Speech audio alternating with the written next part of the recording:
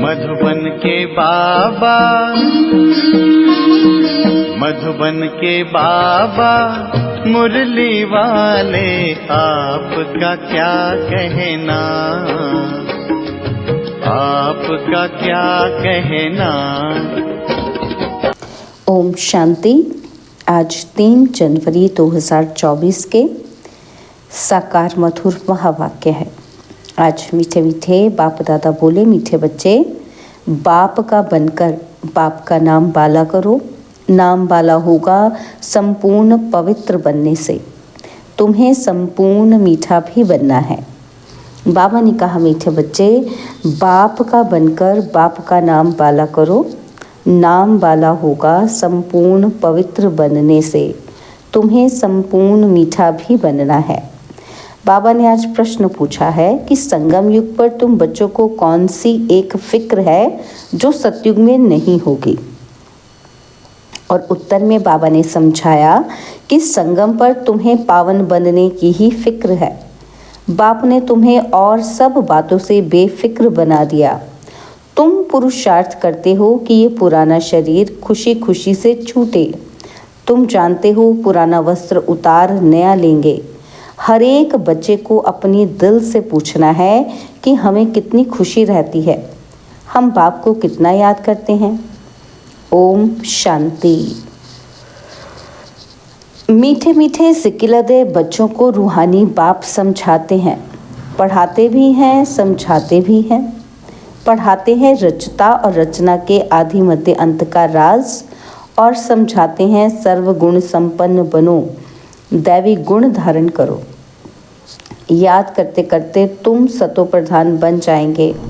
तुम जानते हो इस समय यह तमो प्रधान सृष्टि है। सतो प्रधान सृष्टि थी जो अब 5000 वर्ष में तमो प्रधान बनी है। यह है पुरानी दुनिया। सबके लिए कहेंगे ना, ये नई दुनिया में थे या शांति धाम में थे। बाप रूहों को ही बैठ समझाते हैं, हे रूहानी बच्चे तुम्हें सतो प्रधान ज़रूर बनना है। बाप से वर्षा ज़रूर लेना है। मुझ अपने बाप को याद ज़रूर करना है। लौकिक बच्चे भी याद करते हैं। जितना बड़े होते जाते हद का वर्षा पाने के हकदार होते जाते हैं। तुम हो बेहद के बाप के बच्चे। बाप से बेहद का वर्षा लेना है। अभी भक्ति आदि करने की दरकार नहीं है। यह तो बच्चे समझ गए हैं कि ये यूनिवर्सिटी है। सब मनुष्य मात्र को पढ़ना है, बेहद की बुद्धि धारण करनी है। अब यह पुरानी दुनिया चेंज होनी है। जो अब तमो प्रधान हैं वह सतो प्रधान होंगे। बच्चे जानते हैं इस समय हम बेहद के बाप से बेहद सुख का वर्षा पा रहे हैं। अब हमें एक रूहानी बाप की ही मत पर चलना है। इस रूहानी याद की यात्रा से ही तुम्हारी आत्मा सतो प्रधान होती जाती है। फिर सतो प्रधान दुनिया में जाना है। तुम्हारी समझ में आता है कि हम ब्राह्मण हैं, हम बाप के बने हैं, पढ़ाई पढ़ रहे हैं और पढ़ने को ही ज्ञान कहा जाता है। भक्ति अलग है। तुम ब्राह्मणों को बाप ज्ञान सुनाते हैं और कोई को इस ज्ञान का पता नहीं है। वह यह नहीं जानते कि ज्ञान सागर बाप जो टीचर भी है वह कैसे पढ़ाते हैं। बाबा टॉपिक्स तो बहुत समझाते रहते हैं। नंबर 1 बात है बाप का बनकर बाप का नाम बाला करना, संपूर्ण पवित्र बनना, संपूर्ण मीठा भी बनना है। यह है ही ईश्वरीय विद्या। भगवान बैठ पढ़ाते हैं। उस ऊंचे से ऊंचे बाप को याद करना है सेकंड की बात। अपने को आत्मा समझो। तुम जानते हो हम आत्माएं शांति धाम में निवास करती हैं। फिर यहाँ आती हैं पाठ बजाने। पुनर्जन्म में आते ही रहते हैं। नंबरवार 84 जन्मों का पाठ हमने अब पूरा किया है। इस पढ़ाई को भी समझना है, पाठ को भी समझना है।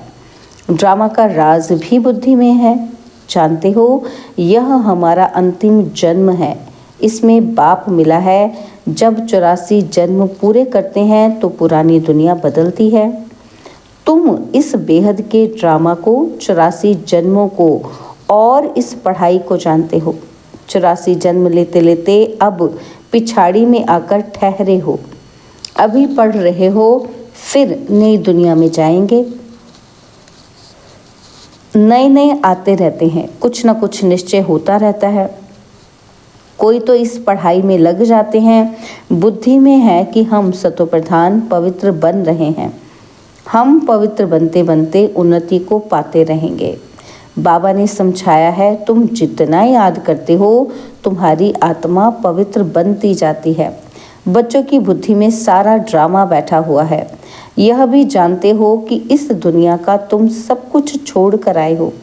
जो इन आँखों से देखते हैं वह देखने का है नहीं, यह सब खत्म हो जाने वाला है। अब तुम्हारा अंतिम जन्म है और कोई भी इस बेहद के ड्रामा को नहीं जानते हैं। तुम अभी सारे चक्र को जानते हो। बाप आए हैं अब तुम्हें तमो प्रधान से सतो प्रधान बनाने। जैसे वह इम्तिहान 12 मास के बाद होता है, तुम्हारी याद की यात्रा भी अभी पूरी नहीं हुई है। बहुत कुछ याद रहता है, फिर पक्का होता जाएगा तो कुछ भी याद नहीं आएगा। एकदम आत्मा अशरीरी आई, अशरीरी जाना है। तुम सारी सृष्टि के मनुष्य मात्र के पाठ को जानते हो। बहुत मनुष्य बढ़ते जाते हैं, करोड़ों हो गए हैं। सतयुग में तो हम बहुत थोड़े हैं। पुनर्जन्म लेते लेते और धर्मों के मठ पंथ टाल टालियाँ बढ़ते बढ़ते झाड़ बहुत बड़ा हो गया है। आदि सनातन देवी देवता धर्म ही प्राय लोप हो गया है। हम ही देवी देवता धर्म में थे, सतो प्रधान थे। अब वह धर्म ही तमो प्रधान हो गया है। अब फिर सतो प्रधान बनना है और बनने के लिए ही हम पढ़ रहे हैं। जितना पढ़ेंगे पढ़ाएंगे उतना बहुतों का कल्याण होगा। बहुत प्यार से समझाना है। एरोप्लेन से पर्चे गिराने हैं, उसमें भी यही समझाना है कि तुम जन्म जन्मांतर भक्ति करते आए हो। गीता पढ़ना भी भक्ति है। ऐसे नहीं गीता पढ़ने से कोई मनुष्य से देवता बनेंगे।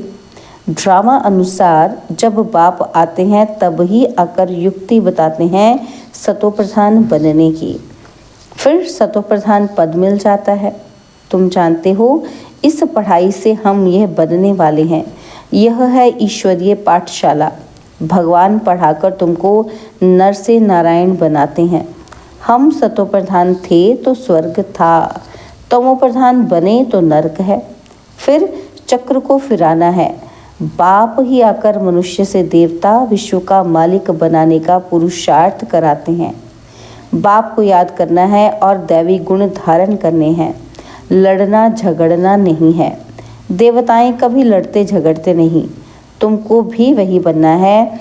तुम ही ऐसे सर्वगुण संपन्न थे, फिर बनना है श्रीमत पर। अपने से पूछना पड़े कि हमको कहाँ तक खुशी है, कहाँ तक निश्चय है। ये तो सारा दिन याद रहना चाहिए, परंतु माया ऐसी है जो भुला देती है। तुम जानते हो बाप के साथ हम विश्व के खिदमतगार हैं।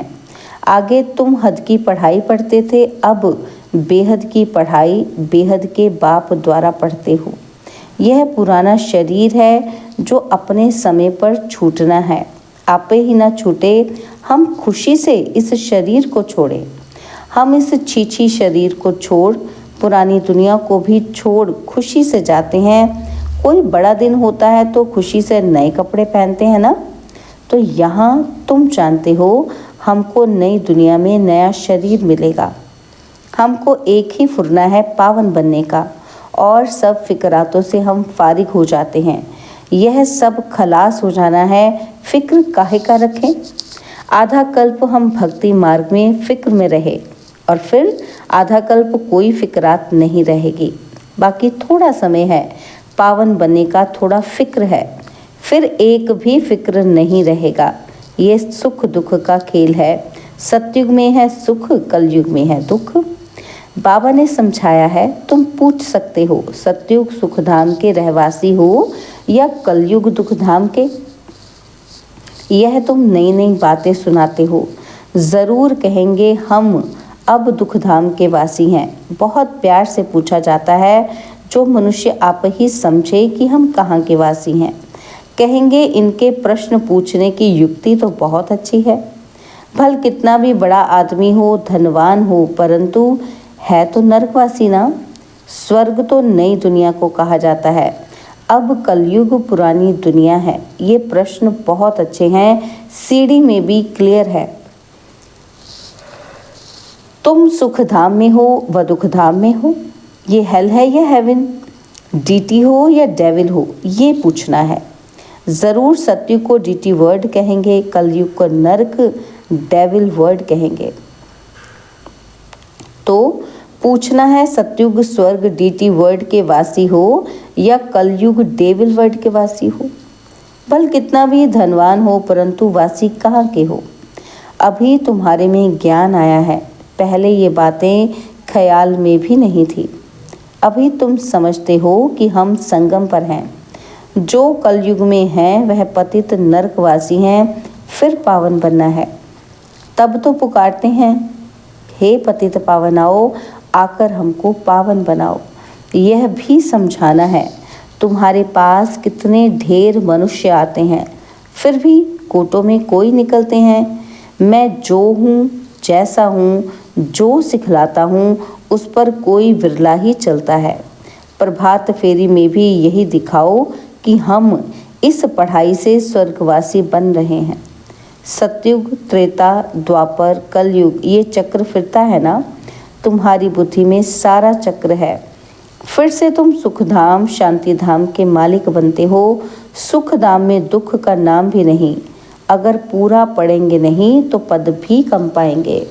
यह तो कॉमन बात है, इसलिए बेहद की पढ़ाई पढ़कर बेहद का वर्षा ले लो। सिर्फ अपने को आत्मा समझ बेहद के बाप को याद करना है। बहुत मीठा बाबा है। उनका डायरेक्शन है कि देह सहित देह के सभी बंधन खलास कर दो। आत्मा तो अविनाशी है। अभी अभी शरीर लिया, अभी अभी छोड़ा। देरी थोड़ी लगती है। इस समय तो दिन प्रतिदिन सब तमो प्रधान बनते जाते हैं।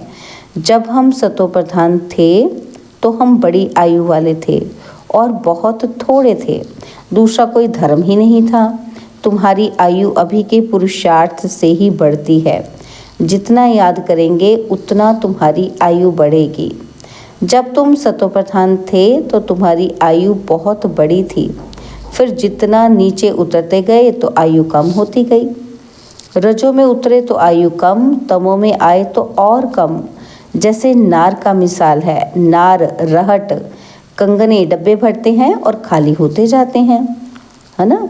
तो नार क्या है? कुएं से पानी निकालने का एक तरीका है। तो ये भी बेहद का नार माना रहट है। तुम अभी भर रहे हो, भरते भरते पूरे भर जाएंगे और फिर धीरे धीरे खाली होंगे। इनकी भेंट बैटरी से भी की जाती है। तो अभी हम सतो प्रधान बनकर जाते हैं, फिर 84 जन्म लेते हैं तो बैटरी भर जाती है ना, पूरी हो जाती है। और आधा कल्प के बाद रावण राज्य शुरू होता है। रावण राज्य में सबको कहेंगे नरकवासी। पीछे जो आएंगे वो नरक में ही आएंगे। पहले तुम स्वर्ग जाते हो। यह बाप से भक्ति का फल मिलता है। समझा जाता है इसने बहुत भक्ति की है, तब ज्ञान भी लेते हैं। ये सब राज तुमको बाप ने समझाया है। तुमको फिर दूसरों को समझाना है। मनुष्यों ने अनेक प्रकार के पाप ही पाप किए हैं। अब बाप आया है, तुमको ज्ञान दे रहे हैं। बाप जब आते हैं तब ही आकर पढ़ाते हैं। इतना समय तो पता ही नहीं था। पाप आत्मा बनते ही गए हैं। पुण्य आत्मा कैसे बनते हैं और फिर पाप आत्मा कैसे बनते हैं? कौन सतयुग के निवासी होते हैं, कौन कलयुग के निवासी होते हैं, कुछ भी पता नहीं था। अब बाप ने समझाया है। बाप को क्षमा भी कहते हैं। उनमें लाइट भी है और माइट भी है। लाइट में आते हो अर्थात जगते हो तो माइट आ जाती है। तुम्हारी लाइफ भी बड़ी हो जाती है। तुमको वहाँ काल खा ना सके। खुशी से एक शरीर छोड़ दूसरा लेते हो। दुख की कोई बात नहीं। जैसे एक खेल हो जाता है। सर्प का मिसाल है ना। तो तुमने सतयुग से लेकर कलयुग तक पाठ बजाया है, ये बुद्धि में बैठ गया है। तुम्हारा बाप भी है, टीचर भी है, सतगुरु भी है। कौन है? बाबा ही ये तीनों रोल प्ले करते हैं। तो बाबा तुम्हारा बाप भी है, टीचर भी है, सतगुरु भी है। ये सिर्फ बच्चे ही नंबरवार पुरुषार्थ अनुसार जानते हैं। पुनर्जन्म को भी तुमने समझा है कि तुम कितने जन्म लेते हो। ब्राह्मण धर्म में तुम कितने जन्म लेते हो? एक जन्म, कोई 2-3 जन्म भी लेते हैं। समझो कोई शरीर छोड़ते हैं, वह संस्कार ब्राह्मणपन के ले जाते हैं, तो संस्कार ब्राह्मणपन के होने के कारण फिर भी सच्चे सच्चे ब्राह्मण कुल में आ जाएंगे। ब्राह्मण कुल की आत्माएं तो वृद्धि को पाती रहेंगी। ब्राह्मण कुल के संस्कार तो ले जाते हैं ना। कुछ हिसाब किताब है, 2-3 जन्म भी ले सकते हैं। एक शरीर छोड़ दूसरा लेंगे। आत्मा ब्राह्मण कुल से दैवी कुल में जाएगी। शरीर की तो बात ही नहीं। अब तुम बाप के बने हो, तुम ईश्वरीय संतान हो, फिर प्रजापिता ब्रह्मा के भी संतान हो। दूसरा तुम्हारा कोई संबंध है नहीं। बेहद के बाप का बनना कोई कम बात थोड़ी है। तुम सुख धाम के मालिक बन जाते हो। सिर्फ बड़े बाप को तुमने पहचान लिया है तो भी तुम्हारा बेड़ा पार हो जाएगा। अच्छा, मीठे मीठे सिकिलदे बच्चों प्रति माता पिता बाप दादा का याद, प्यार और गुड मॉर्निंग। रूहानी बाप की रूहानी बच्चों को नमस्ते। हम रूहानी बच्चों की रूहानी बाप दादा जी को दिलवा जान सिखवा प्रेम से नमस्ते। ओम शांति। प्यारे बाबा, मीठे बाबा, मेरे बाबा, शुक्रिया बाबा, शुक्रिया बाबा, शुक्रिया। धारणा के लिए मुख्य सार है। पहला पॉइंट है, अपने आप से पूछो। क्या पूछना है? कि हमें खुशी कहाँ तक रहती है? सर्वगुण संपन्न थे, अब श्रीमत पर फिर बनना है, यह निश्चय कहाँ तक है? और तीसरा, कि हम सतो प्रधान कहाँ तक बने हैं? दिन रात सतो प्रधान बनने की फिक्रात रहती है कि नहीं? ये अपने आप से पूछने हैं। और सेकंड पॉइंट है, बेहद बाप के साथ विश्व की खिदमत करनी है। बेहद की पढ़ाई पढ़नी और पढ़ानी है। देह से जो भी बंधन है उन्हें बाप की याद से खलास करना है। तो आज की धारणा के लिए बाबा ने पहले पॉइंट में क्या कहा? कि अपने से पूछो। क्या क्या पूछने के लिए कहा बाबा ने? कि क्या हमें खुशी कहाँ तक रहती है? सर्वगुण संपन्न थे, अब श्रीमत पर फिर बनना है, ये निश्चय कहाँ तक है? और तीसरा, कि हम सतो प्रधान कहाँ तक बने हैं? दिन रात सतो प्रधान बनने की फिक्रात रहती है। और सेकंड पॉइंट था कि बेहद बाप के साथ विश्व की खिदमत करनी है। बेहद की पढ़ाई पढ़नी और पढ़ानी है। देह सहित जो भी बंधन है उन्हें बाप की याद से खलास कर देना है। बाबा ने आज वरदान दिया, मालिकपन की स्मृति द्वारा मन मना भव की स्थिति बनाने वाले मास्टर सर्वशक्तिमान भव।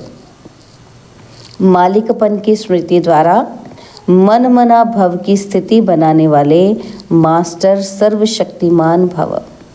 सदा ये स्मृति इमर्ज रूप में रहे कि मैं आत्मा करावनहार हूँ, मालिक हूँ, विशेष आत्मा, मास्टर सर्वशक्तिवान हूँ। तो इस मालिकपन की स्मृति से मन, बुद्धि और संस्कार अपने कंट्रोल में रहेंगे। मैं अलग हूँ और मालिक हूँ, इस स्मृति से मन मना भव की स्थिति सहज बन जाएगी। यही न्यारेपन का अभ्यास कर्मातीत बना देगा। स्लोगन है, ग्लानि व डिस्टर्बेंस को सहन करना और समाना, अर्थात अपनी राजधानी निश्चित करना। ग्लानि व डिस्टर्बेंस को सहन करना और समाना, अर्थात अपनी राजधानी निश्चित करना। ओम शांति। अव्यक्त मास में जो हम अभ्यास कर रहे हैं, तो उसमें आज हम क्या करेंगे? अव्यक्त साइलेंस द्वारा डबल लाइट फरिश्ता स्थिति का अनुभव करें। अव्यक्त साइलेंस द्वारा डबल लाइट फरिश्ता स्थिति का अनुभव करो। साइलेंस अर्थात शांत स्वरूप आत्मा जब एकांत में रहती है तब मन बुद्धि की एकाग्रता का अनुभव होता है। उसी एकाग्रता से विशेष दो शक्तियाँ प्राप्त होती हैं, एक परखने की और दूसरी निर्णय करने की। यही दो विशेष शक्तियाँ व्यवहार और परमार्थ दोनों की सर्व समस्याओं को हल कर देती है। इससे सहज ही डबल लाइट फरिश्ता स्थिति बन जाती है। ओम शांति। और अब यह एक बहुत अच्छी वीडियो भी ज़रूर देखें।